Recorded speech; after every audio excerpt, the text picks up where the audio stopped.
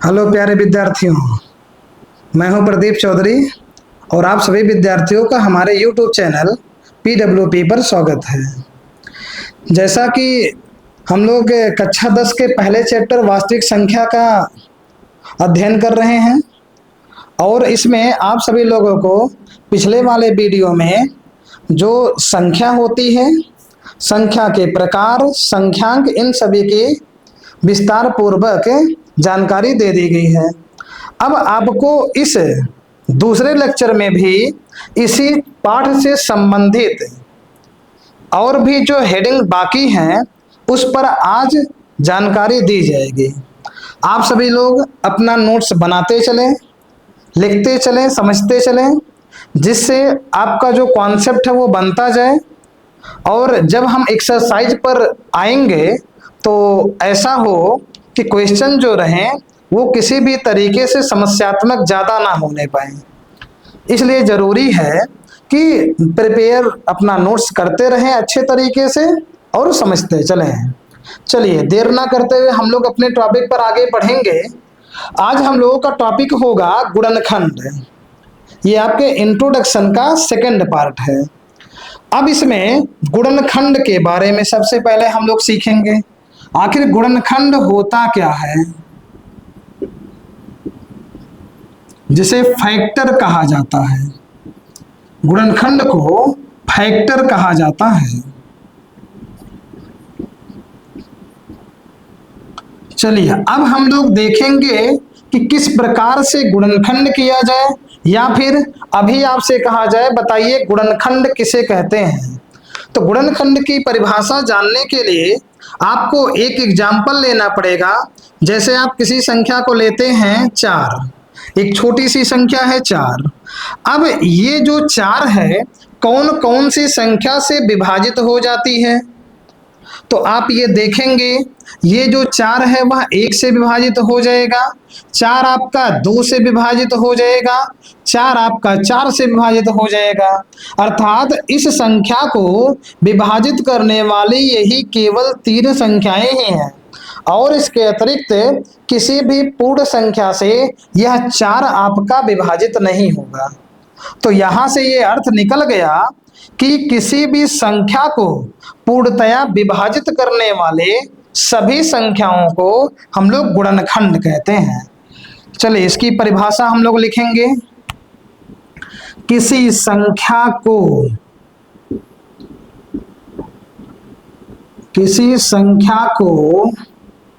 पूर्णतया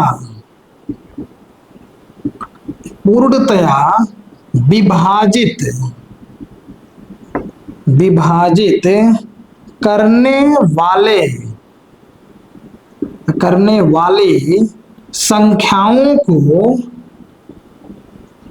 करने वाली संख्याओं को उस संख्या का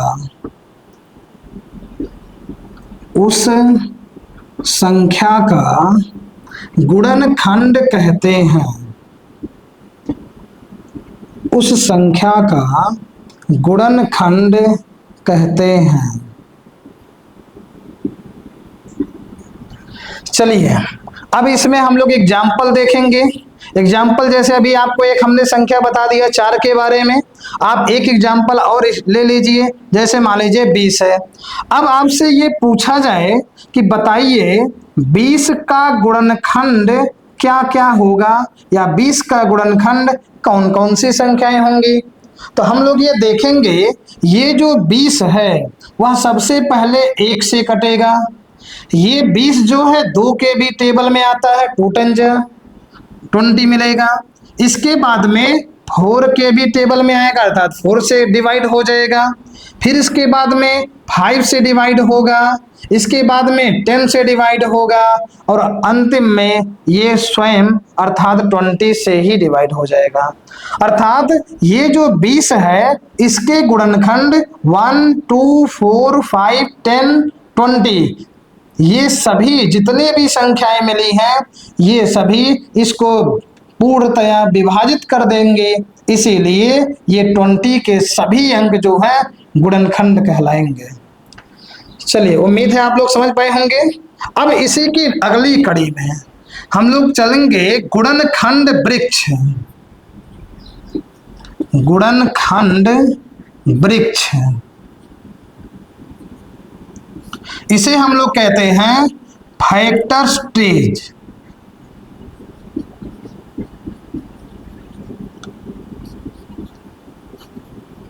या फिर आप इसे ट्री मेथड भी कहते हैं कि जो वृक्ष के बनाने की श्रृंखला है किस प्रकार से होगी, गुणनखंड के रूप में। इसमें कहा जाएगा गुणनखंडों की वह श्रृंखला, गुणनखंडों की वह श्रृंखला, गुणनखंडों की वह श्रृंखला जिसे वृक्ष के रूप में, जिसे वृक्ष के रूप में लिखा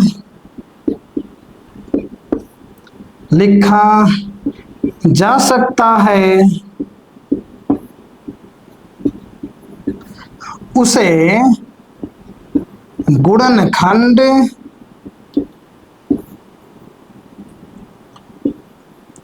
वृक्ष कहते हैं। गुणनखंड वृक्ष कहते हैं। चलिए, गुणनखंड वृक्ष हो गया। अब आप देखेंगे कि श्रृंखला किस प्रकार से हम लोग बनाए, तो इसके लिए एग्जाम्पल ले लिया जाए, जैसे 28। अब 28 का हमें तैयार करना है गुणनखंड वृक्ष। अब इसको करने के लिए आप ये देखेंगे 28 यहाँ पर है। 28 को सबसे पहले ये 2 से डिवाइड हो जाएगा, अर्थात 2 इंटू इसे लिखा जा सकता है 14। ये आपका मिलेगा पहला। फिर हम 14 को भी ऐसे 2 अंकों में तोड़ेंगे तो ये मिलेगा 2 गुणे 7, अर्थात जो ये आपकी श्रृंखला ये बनती हुई जा रही है, ये शाखाओं के रूप में बढ़ रही है।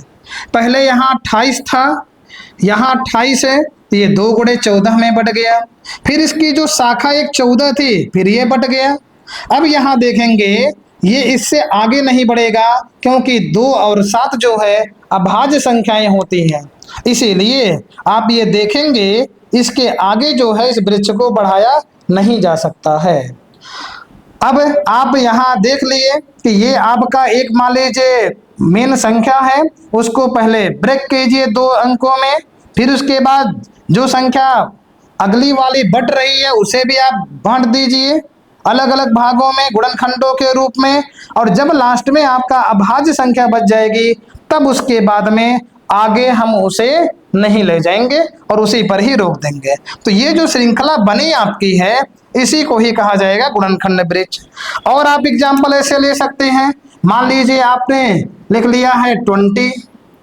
अब 20 का श्रृंखला बनानी है।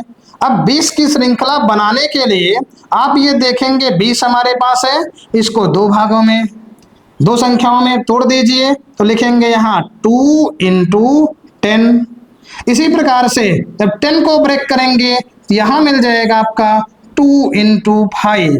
तो ये जो आपका पूरा ये बन रहा है, ये 20 का गुणनखंड वृक्ष के रूप में तैयार हो गया। इस स्थिति में यदि आप ध्यान से देखेंगे तो यहाँ पर अंतिम में अभाज्य संख्या मिली है, इसीलिए अब इसका गुणनखंड आगे हम संख्याओं के रूप में नहीं करेंगे। अब आप इसका स्क्रीनशॉट ले लीजिए। उम्मीद है आप सभी लोग स्क्रीनशॉट ले चुके होंगे। अब हम लोग आगे बढ़ेंगे। 2 चीजें तो इसमें आपको बता दी गई कि आखिर गुणनखंड क्या होता है, और इसी के साथ ही साथ गुणनखंड वृक्ष के रूप में किसी संख्या को बनानी हो तो उसको हम लोग कैसे बनाएंगे। अब ध्यान आपको अगले टर्म पर यह रखना है, अभी हम लोगों ने ये सीख लिया गुणनखंड और गुणनखंड वृक्ष के बारे में। अब ये गुणनखंड होता किस तरीके से है, क्योंकि आपको अभाज्य गुणनखंडों के रूप में LCM निकालना, HCF निकालना, इन सब तरीकों को सीखना है। और इन सभी पर आधारित क्वेश्चंस भी आते हैं। अब पहले हम लोग ये सीखें कि आखिर गुणनखंड करने के जो तरीके होते हैं उसके लिए क्या नियम अपनाना चाहिए, क्या उसके लिए शर्त हो सकती है। तो सबसे पहले हम लोग गुणनखंड करने के तरीके अथवा शर्त को जानेंगे, आखिर क्या क्या चीजें उसके लिए महत्वपूर्ण रहती हैं, जिससे यदि एक विद्यार्थी को वो नियम पता रहे तो अच्छा तरीके से एकदम वह बेहतर तरीके से अपना जो भी कॉन्सेप्ट है वो कर ले, या फिर जो फैक्टर करने का तरीका है वो तुरंत ही संख्याओं को पाते ही कर ले जाएगा। तो यहाँ पर हम लोग आगे हेडिंग पढ़ेंगे, गुणनखंड करने के तरीके, नियम अथवा शर्त। गुणनखंड करने के तरीके, आप तरीका कह सकते हैं, आप शर्त कह सकते हैं, या फिर आप कह दीजिए नियम। आखिर गुणनखंड करने के लिए कौन कौन से शर्तों को, कौन कौन से नियमों को जानना बेहद जरूरी है। अब ऐसी स्थिति में इसके लिए दो नियम हैं जो महत्वपूर्ण है। सबसे पहले प्रत्येक बच्चे को, प्रत्येक विद्यार्थी को टेबल लर्न होना चाहिए। टेबल उन्हें हर हाल में याद ही होना चाहिए, और 20 तक तो हर हाल में उन्हें याद रहे। यदि उन्हें टेबल याद है वो जल्दी से अपना डिवाइड कर लेंगे, इससे उनका फैक्टर भी तुरंत ही हो जाएगा। दूसरा है, पहला है टेबल याद करना, ठीक, और दूसरी स्थिति में आता है कि विद्यार्थियों को जो विभाज्यता का नियम है वह भी अच्छे तरीके से पता होना चाहिए। विभाज्यता का नियम। चलिए, अब ये जो आपके दो टॉपिक मिले, एक तो टेबल लर्न होना, टेबल लर्न कर लेना अच्छे तरीके से 2 से 20 तक का, और दूसरा है विभाज्यता का नियम, अर्थात कौन सी संख्या किससे विभाजित होती है इसकी जांच करने का तरीका भी उन्हें पता होना चाहिए। तो अब हम ये टेबल तो आप लोग याद ही कर लेंगे, इसीलिए हम लोग विभाज्यता के जांच करने का जो नियम होता है कि आखिर कौन सी संख्या किससे विभाजित होगी, इसके लिए जो तरीके होते हैं उसको अब नियमों के द्वारा सीखेंगे। इसमें पहला नंबर आएगा 2 से विभाज्यता, 2 से विभाज्यता का नियम, 2 से विभाज्यता का नियम। अब हम लोगों को ये जानना है कि आखिर कौन कौन सी संख्याएं ऐसी होंगी जो 2 से विभाजित हो जाएंगी। तो इसके लिए नियम है कि यदि किसी संख्या के इकाई के स्थान पर या इकाई का अंक 0, 2, 4, 6 अथवा 8 होता है तो ऐसी स्थिति में वह संख्या 2 से पूर्णतया विभाजित हो जाएगी। अर्थात हम लोग नियम में लिखेंगे, यदि किसी संख्या के, यदि किसी संख्या के इकाई का अंक, इकाई का अंक 0, 2, 4, 6 या 8 हो तो वह संख्या 2 से पूर्णतया विभाजित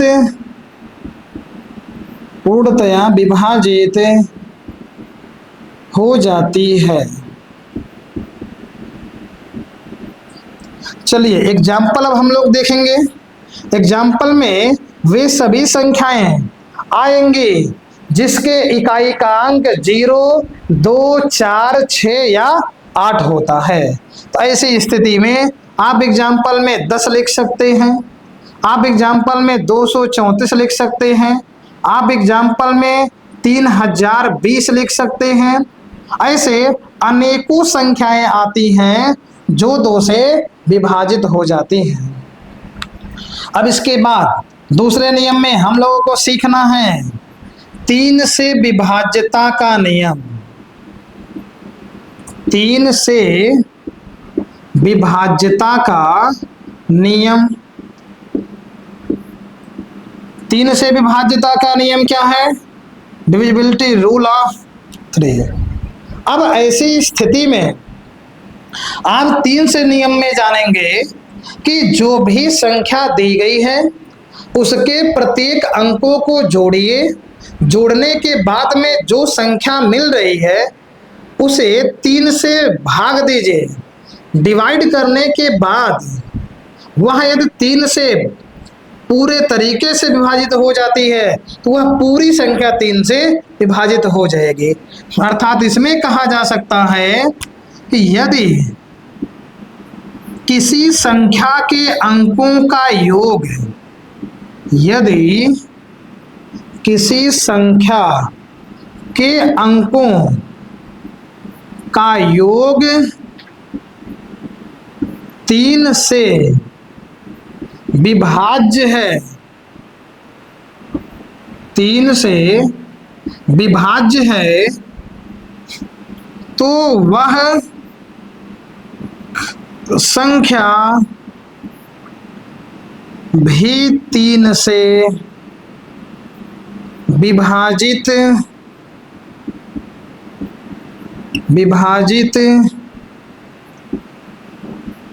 होगी। नियम आपका लिख दिया गया, यदि किसी संख्या के अंकों का योग 3 से विभाज्य है तो वह संख्या भी 3 से विभाजित हो जाएगी। एग्जाम्पल में आप ऐसे ले सकते हैं, जैसे आपका है 123। अब 123 जो ये लिखा गया है इसके प्रत्येक अंकों को जोड़िए, 1 में 2 जोड़िए आएगा 3 और 3 में आप जोड़ दीजिए 3 आएगा 6। अर्थात इन तीनों अंकों को जोड़ने पर हमें 6 मिला और ये जो 6 है वह 3 से पूर्णतया डिवाइड हो जाता है, इसीलिए ये 123 जो लिखा गया है ये भी आपका पूरे तरीके से 3 से विभाज्य हो जाएगा। चलिए इसमें आप और भी अपने मन से एग्जाम्पल अनेकों बना सकते हैं, या फिर आप जब गुणनखंड करेंगे तो वहां क्वेश्चन दिया रहेगा, उनके सभी अंकों को आप जोड़िए, जोड़ने के बाद देखिए क्या वो 3 के टेबल में आता है या नहीं। 3 के टेबल में आ जाता है उनके अंकों का योगफल, तो ऐसी स्थिति में आप उसे 3 से डिवाइड कर सकते हैं। चलिए अगली कड़ी है, हम लोग अभाज्य संख्याओं का नियम जान रहे हैं। 2 हो गया, 3 हो गया, इसके बाद में 5 से विभाज्यता का नियम, 5 से विभाज्यता का नियम।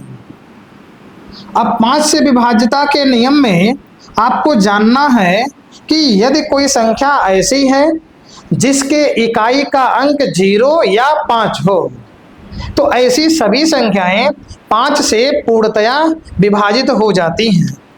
अर्थात आप परिभाषा यहां लिख सकते हैं कि यदि किसी संख्या के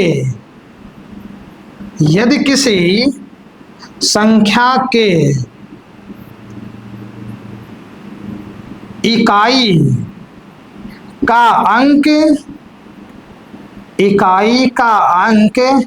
0 या 5 है तो वह संख्या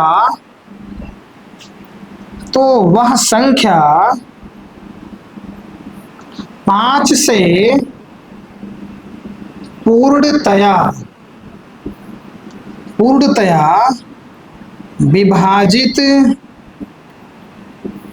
विभाजित होगी। परिभाषा आपका नियम बना दिया गया, यदि किसी संख्या के इकाई का अंक 0 या 5 है तो वह संख्या 5 से पूर्णतया विभाजित होगी। अब आप एग्जाम्पल में ऐसी संख्याओं को देखेंगे जिसमें इकाई का अंक या तो 0 मिले या फिर 5 मिले, तो आप लिख सकते हैं एग्जाम्पल में जैसे 200। अब ये देखेंगे इकाई का अंक इसके 0 है इसलिए 5 से विभाजित हो जाएगा। ऐसे आप लिख सकते हैं 315, इकाई के अंक पे 5 मिला है इसीलिए हम इसे 5 से विभाजित कर सकते हैं पूरे तरीके से। अब ऐसे अनेकों आप एग्जाम्पल इसमें लिख सकते हैं। आप लोग इसका स्क्रीनशॉट ले लीजिए और हम लोग बढ़ेंगे अगली संख्या पर। चलिए अब अगली संख्या पर हम लोग बढ़ेंगे तो 2, 3 और 5 जान लिए। इसके बाद में जो अभाज्य संख्या आती है वह है 7। 7 के बाद में सीखेंगे 11, 11 के बाद में 13 और इसके बाद में 17। इतनी संख्याओं के विभाज्यता के नियम को हम लोग सीखेंगे। चलिए अब अगली कड़ी में हम लोग देखेंगे 7 से विभाज्यता का नियम। 7 से विभाज्यता का नियम। 7 से विभाज्यता का नियम। 7 से विभाज्यता का नियम कहता है कि यदि आपके पास में कोई भी संख्या, चाहे वो 3 अंकों की लिखी रहे, चाहे 4 अंक का हो, 5 अंक का हो, कितने भी अंकों का दिया जाए, तो ऐसी स्थिति में क्या करिए, आप अंतिम अर्थात इकाई के अंक का 2 गुना करिए। इकाई के अंक का 2 गुना करने के बाद जो संख्या आपकी बची हुई है उसी में से उसे घटा दीजिए। तो घटाने के बाद जो संख्या बचेगी उसे हम लोग डिवाइड करेंगे 7 से, और 7 से डिवाइड करने के बाद यदि वह पूरे तरीके से कट जाती है, पूरे तरीके से विभाजित हो जाती है, अर्थात शेषफल 0 मिल जाता है, तो वह संख्या जो है 7 से पूरे तरीके से विभाजित हो जाएगी और यही 7 से विभाज्यता का नियम होगा। तो क्या कहा गया कि यदि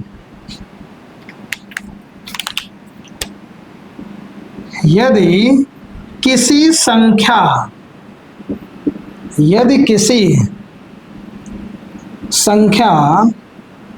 के इकाई का अंक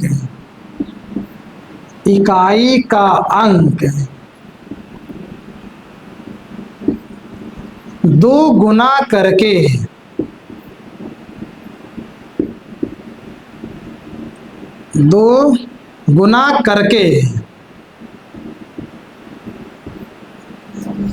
शेष बची संख्या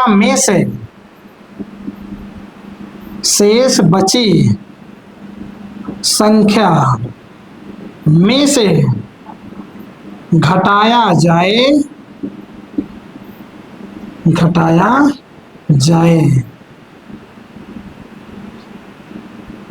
तो यदि शेष बची संख्या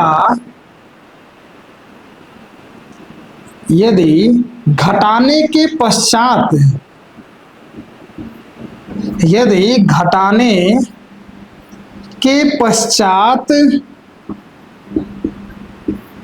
बची संख्या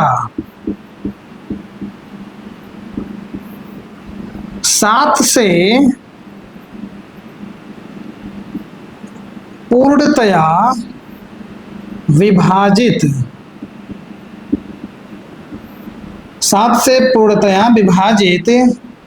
हो जाती है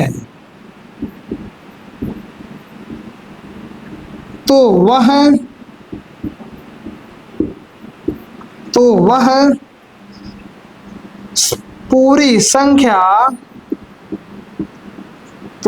पूरी संख्या 7 से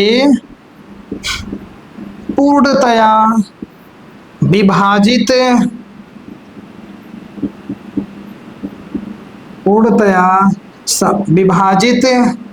होगी।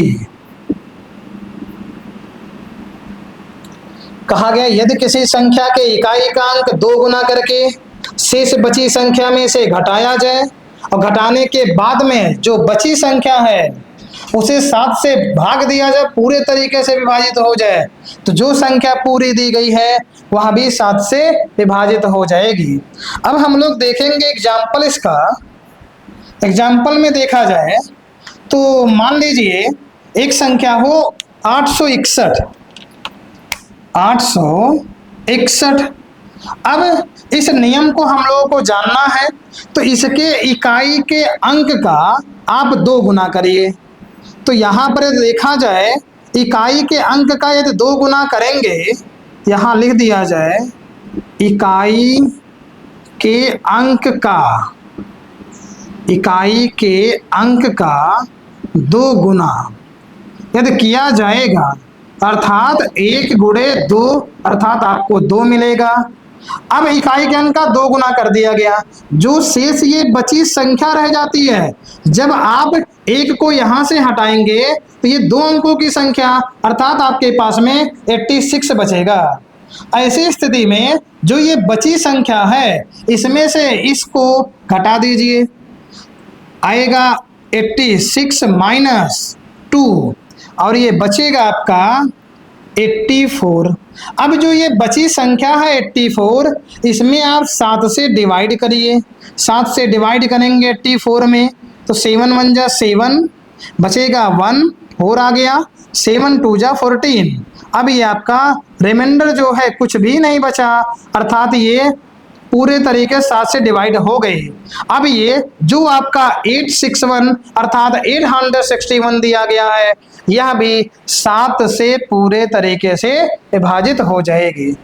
तो ये आपका विभाज्यता का नियम है 7 से। आप इसका स्क्रीनशॉट ले लीजिए। चलिए, इसके बाद में अब हम लोग देखेंगे 11 से विभाज्यता का नियम। अब हम लोग 11 से विभाज्यता का नियम जानेंगे। इसके बाद आपका 2 और बचेगा, 13 और 17 11 के बाद में। चलिए, 11 से विभाज्यता का नियम हम लोग जानते हैं कि आखिर 11 से विभाज्यता का नियम क्या होता है। इसके लिए कहा गया कि यदि किसी संख्या के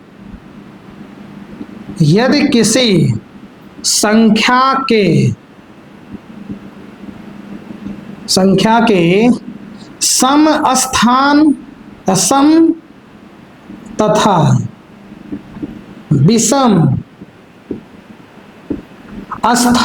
स्थान के अंकों, यदि किसी संख्या के सम तथा विषम स्थान के अंकों के योगफल का अंतर 0 अथवा 11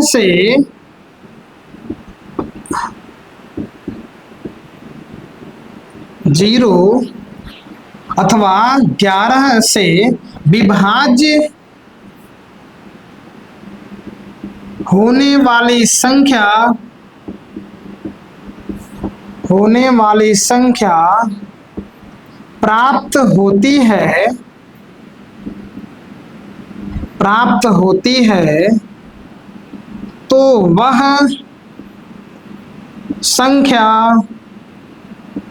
11 से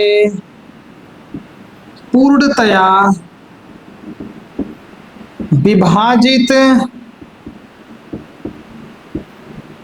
विभाजित होगी। चलिए, कहा गया है इसमें किसी भी संख्या के सम स्थान पर आए हुए अंकों को जोड़िए, विषम स्थान पर आए हुए अंकों को जोड़िए। तो सम स्थान पर जो आया है योगफल, विषम स्थान पर जो योगफल आया है, फिर उनका अंतर निकाले। वह अंतर या तो 0 मिले या फिर 11 से विभाजित होने वाली कोई संख्या मिल जाए, तो ऐसी स्थिति में वह संख्या 11 से पूर्णतया विभाजित हो जाएगी। अब इसमें एग्जाम्पल दिया जाए,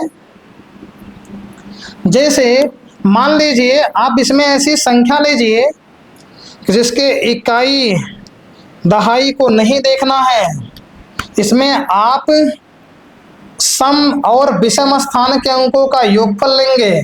तो मान लीजिए एग्जाम्पल लिया जाए 7127362। अब आप ध्यान से समझिएगा एग्जाम्पल में, कि जो ये लिखा गया है 712732, ये पहला स्थान है, ये दूसरा स्थान है, ये तीसरा स्थान है, ये चौथा स्थान है, ये पांचवा, छठा और ये आपका सातवां स्थान है। अब आप देखिए कौन कौन से स्थान सम है। तो जो जो स्थान सम है उसके लिए हम समझने के लिए एक अक्षर सा लिख देंगे, और जो विषम स्थान का जगह होगा उसके लिए हम लोग एक अक्षर वी लिख देंगे। अर्थात ये आपका एक विषम है, अर्थात ये वी हो गया।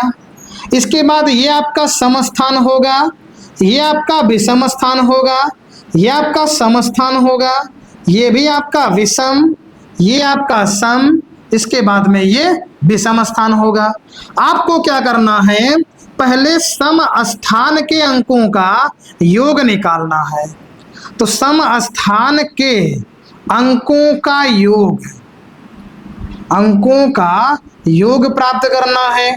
सम स्थान पे आया है यहाँ पर 1, सम स्थान पर यहाँ आया है 7, यहाँ पर आपका आया है 6। अब आप इसे जोड़ दीजिए। तो आप जोड़ेंगे 7 और 1 8, 8 और 6 जोड़ देंगे तो आपको मिलेगा 14 प्राप्त हो गया। ऐसे ही आप विषम स्थान के अंकों का योग भी कर लीजिए। तो विषम स्थान पर पहला मिला है 7, इसके बाद में मिला है 2, इसके बाद में मिला है 3, इसके बाद में मिला है 2। इन अंकों को भी जोड़िए तो 7 और 2 9, 9 और 3 12, 12 और 2 14। अब ये जो सम और विषम स्थान के अंकों का योग यहाँ पर मिला हुआ है, इनका अंतर निकाल दीजिए। अंतर मतलब होता है घटाना, और सब्ट्रैक्ट करने के लिए ये नहीं देखना है कि सम में से विषम घटाए कि विषम में से सम। जो भी योगफल आपका ज्यादा मिलेगा उसी में से इसको घटाया जाएगा। हालांकि यहाँ पर आप देख रहे हैं कि ये समान मिला है दोनों, लेकिन ऐसा भी हो सकता है यहाँ ज्यादा हो यहाँ कम, या यहाँ कम हो यहाँ ज्यादा। तो हमेशा अंतर हम बड़ी संख्या में से छोटी को घटा करके प्राप्त करेंगे। तो यहाँ अंतर देखेंगे तो मिलेगा 14 माइनस 14 और बराबर आपको मिल जाएगा 0। अर्थात इस नियम का ये पालन कर रहा है, अर्थात ये जो पूरी संख्या है यह 11 से विभाजित हो जाएगी। ऐसे एक एग्जाम्पल को तो हमने सॉल्व कर दिया। अब आपके लिए एक एग्जाम्पल दे दिया जा रहा है जिसे आपको सॉल्व करके ऐसे सम स्थान के अंकों का योग कीजिए विषम स्थान पर, फिर अंतर देखिए। या तो यहाँ पर 0 मिलेगा, या तो यहाँ ऐसी संख्या मिलेगी जो 11 के टेबल में आएगी, अर्थात 11 से पूर्णतया विभाजित हो जाएगी। तो आप यहाँ एक संख्या चेक कीजिएगा 9 6 5 7 8 9। आप इसका चेक करके देख सकते हैं, इसको चेक करके अच्छे देखिएगा कि यह 11 से विभाजित हो जाती है अथवा नहीं। इसका आप स्क्रीनशॉट ले लें।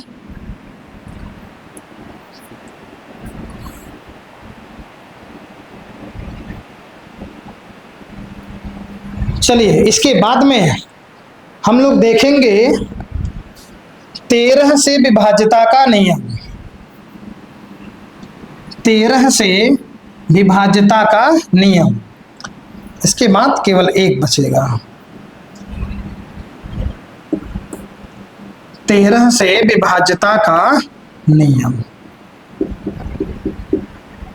चलिए 13 से विभाज्यता का नियम क्या कहता है कि मान लीजिए आपके पास में कोई संख्या है, तो क्या करिए उस संख्या में इकाई जो आएगा उसका 4 गुना करिए, अर्थात इकाई के अंक का 4 गुना करिए और जो संख्या बची हुई है उसमें जोड़ दीजिए। और फिर आप देखिए जो संख्या लास्ट में आपको प्राप्त हो रही है वह 13 से विभाजित हो जाती है कि नहीं। यदि 13 से वह पूरे तरीके से विभाजित हो जाती है तो आप उसे 13 से पूरी संख्या को विभाजित कर सकते हैं। अर्थात आप ये कहेंगे इस नियम के अनुसार में कि यदि किसी संख्या के इकाई का अंक इकाई का अंक 4 गुना करके शेष बची संख्या में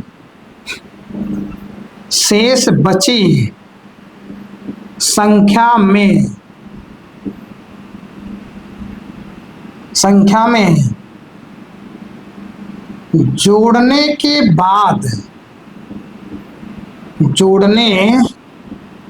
बाद संख्या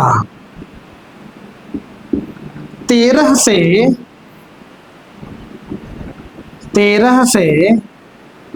विभाजित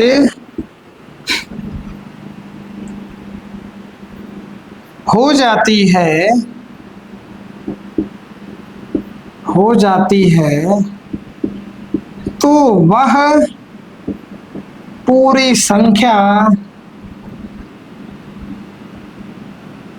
पूरी संख्या 13 से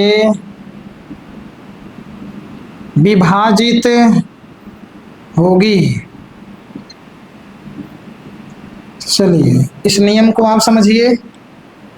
कहा गया है यदि किसी संख्या, यहां छूट गया, यदि किसी संख्या के इकाई का अंक 4 गुना करके शेष बची संख्या में जोड़ने के बाद वह 13 से यदि विभाजित हो जाती है तो पूरी संख्या 13 से विभाजित मानी जाएगी या विभाजित हो जाएगी। यदि आप एग्जाम्पल में ऐसे लें, आप ऐसा एग्जाम्पल लीजिए, चाहे 3 अंक का हो, 4 अंक का हो, कुछ भी आप ले सकते हैं, जैसे 6, 8, 9। चलिए इसके नियम को हम लोग देखेंगे। तो सबसे पहले इकाई के अंक का जो है 4 गुना करेंगे तो हो जाएगा इकाई के अंक का 4 गुना। तो इकाई के अंक का 4 गुना जब हम लोग करेंगे तो मिलेगा 4 × 9 और यहाँ आपको मिलेगा 36। अब आप क्या करिए, 36 में 68 जो ये बची संख्या है इसमें ऐड कर दीजिए। तो यहाँ जब आप ऐड करेंगे 8 6 14, 1 हासिल, 6 3 9 1 10, आपको मिलेगा 104। और ये जो 104 है अब ये डिवाइड किया जाएगा 13 से, तो आप 13 से डिवाइड कर दीजिए 104 को। तो जब आप डिवाइड करेंगे इसका टेबल पढ़िए तो ये 8 टाइम में जाएगा और ये पूरे तरीके से विभाजित हो जाएगा, अर्थात रिमाइंडर कुछ भी नहीं बचेगा। अर्थात जो ये 689 है यह आपका 13 से पूरे तरीके से विभाजित हो जाएगा।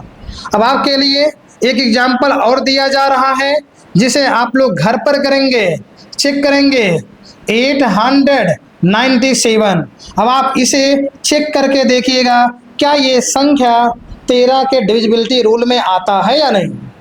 आप इसका स्क्रीनशॉट ले लें।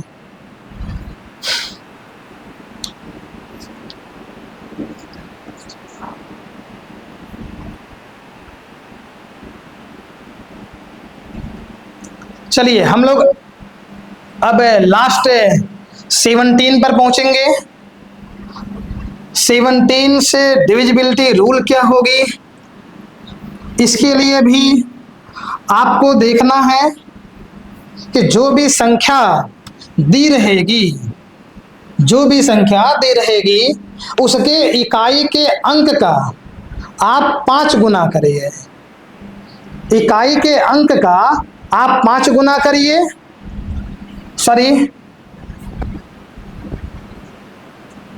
17 से डिविजिबिलिटी रूल पढ़ना है, इसलिए अब हम लोग इसमें नियम जानेंगे कि जो भी 17 से विभाजित होने वाली संख्याएं होती हैं उन सभी में देखेंगे कोई भी संख्या दी गई है, चाहे वह 2 अंकों की है, 3 अंकों की, 4 अंकों की, जितने भी अंकों की बनी हो, उसके इकाई के अंक में 5 से गुणा कराएंगे और जो संख्या बची हुई है उसमें से गुणा करने के बाद में जो संख्या आई है उसे घटाएंगे, और घटाने के बाद जो बची है उसमें हम लोग 17 से डिवाइड करेंगे, और यदि वो 17 से डिवाइड हो जाता है अर्थात उसका रिमाइंडर शून्य मिलता है, इस स्थिति में भी आप देखेंगे वो 17 से डिवाइड हो जाएगा।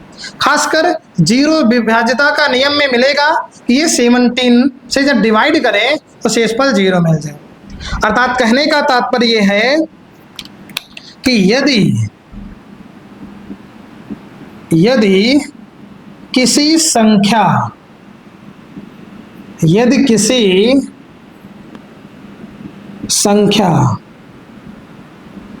की इकाई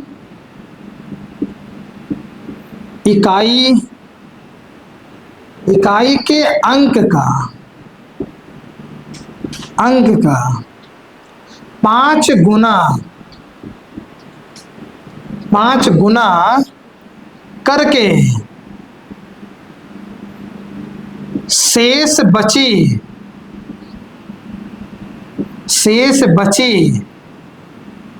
संख्या में से घटाया जाए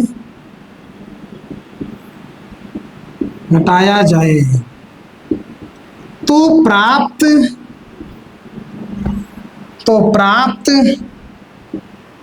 संख्या 13 से विभाजित हो जाती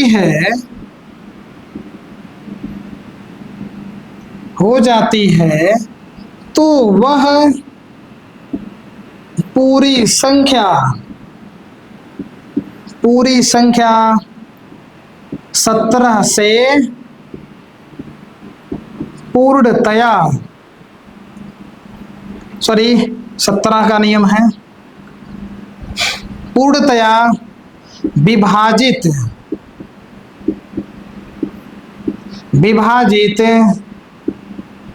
होगी। कहा गया यदि किसी संख्या के इकाई का अंक 5 गुना किया जाए पहले, और जो बची संख्या है उसमें से इस 5 गुना जो किया गया मान है इसको घटाया जाए, घटाने के बाद वह संख्या यदि 17 से विभाजित हो जा रही है तो जो पूरी संख्या दी गई है वह भी आपका 17 से विभाजित होगी। यदि आप इसमें एग्जाम्पल के लिए सोचें तो आप ये कह सकते हैं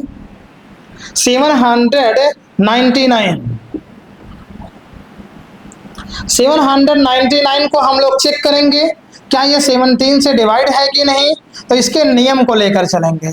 कहा गया है इकाई के अंक का आप 5 गुना करिए, तो यहां लिखेंगे इकाई के अंक का 5 गुना।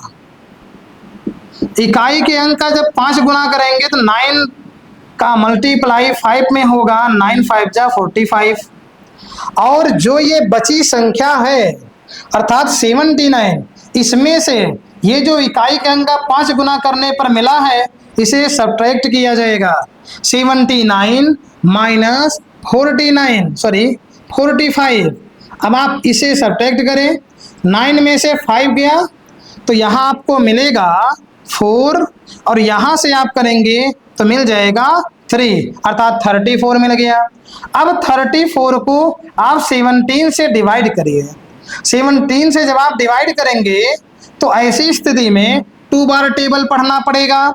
17 2 जा 34, और यहाँ रिमाइंडर आप देखेंगे कुछ भी नहीं बचा, अर्थात ये संख्या 17 से जब यहाँ ये डिवाइड हो गई तो ये जो पूरा आपका संख्या दिया गया है 799 वह भी आपका 17 से डिवाइड हो जाएगा। अब आप एग्जाम्पल के लिए एक संख्या और लिख लीजिए जिसे आप घर पे चेक करिए, 731। अब आप इसे चेक करके देखिएगा ये संख्या क्या 17 से डिवाइड होती है या नहीं। आप इसका स्क्रीनशॉट ले लें। चलिए अब इसी के साथ में आपको बता दिया गया पूरा 2 से डिविजिबिलिटी रूल बताया गया है, इसके बाद 3 से, 5 से, इसके बाद में 7 से, 11 से, 13 से और इसके बाद में आपको अंतिम में बताया गया 17 से। इतने के डिविजिबिलिटी रूल आपको बता दिए गए हैं। यदि आपने इसको अच्छे प्रकार से तैयार कर लिया तो जब आप किसी भी संख्या का गुणनखंड करेंगे, गुणनखंड करने के पश्चात आप एलसीएम एचसीएफ निकालेंगे तो वह आपका जो सॉल्यूशन करने का तरीका है उसकी स्पीड बढ़ जाएगी, आप में एफिशिएंसी अच्छी आ जाएगी। आप बहुत ज़्यादा देर तक नहीं सोचेंगे कि कौन सी संख्या से डिवाइड करें, कौन सी संख्या से नहीं करें। आपको जब ये रूल पता होगा तो ऐसी स्थिति में आप तुरंत ही संख्याओं को डिवाइड करते हुए चले जाएंगे, अर्थात फैक्टर उसका होता चला जाएगा। अब हम लोग कल, अभी एक लेक्चर और बाकी है इसके कॉन्सेप्ट के लिए पहले चैप्टर में। अब वहाँ पर एलसीएम एचसीएफ किस प्रकार से निकालते हैं उसकी विधि बताई जाएगी। और एलसीएम एचसीएफ निकालते समय आप ऐसा देखते हैं, कभी कभी ऐसा होता है यदि 10 को फैक्टर करना तो बच्चे कभी कभी 5 से कट कर देते हैं पहले, तो ये रूल गलत हो जाता है। ये गणित का आधारभूत प्रमेय जो है क्या है उसके विषय में भी बताया जाएगा। तो इसलिए आप लोग अगले लेक्चर में इसको देखेंगे और इसको आप पूरा अच्छे तरीके से नोट्स बना लीजिए और हम लोग आगे अगले लेक्चर में कल मिलेंगे। तब तक के लिए जय हिंद।